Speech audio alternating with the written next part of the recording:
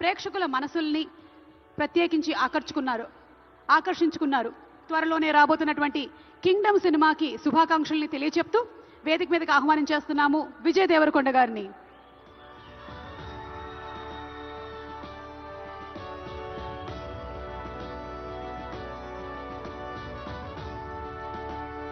Congratulations to our rowdy.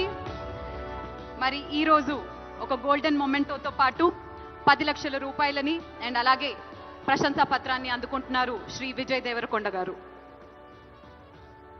Requesting Vijay to please speak a few words.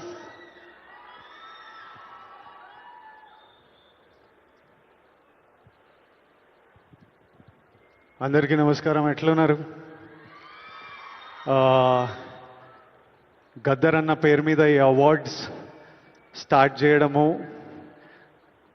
Cinema industry అందరినీ ఒక దగ్గర తీసుకొచ్చి అందరికీ అవార్డ్స్ ఇవ్వడం చాలా ఆనందంగా ఉంది, చాలా హ్యాపీగా అనిపిస్తుంది.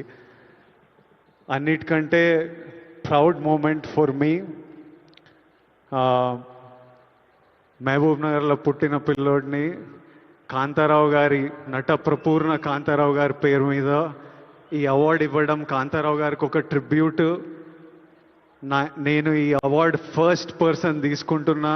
నాకు చాలా రెస్పాన్సిబిలిటీ, ఎంతో చేయాలనిపిస్తుంది. ఇంకా ఈ అవార్డ్స్ ఇచ్చినందుకు చీఫ్ మినిస్టర్ రేవంత్ రెడ్డి గారికి, డిప్యూటీ చీఫ్ మినిస్టర్ బట్టి విక్రమార్క గారికి, మా దిల్ రాజు గారికి, అందరికీ thank you.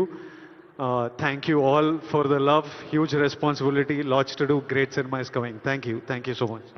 Thank you so much Vijay garu. Congratulations. మరి లైఫ్ టైమ్ అచీవ్మెంట్ అవార్డ్స్ లో భాగంగా next award Raghupathi Venkaiah film award.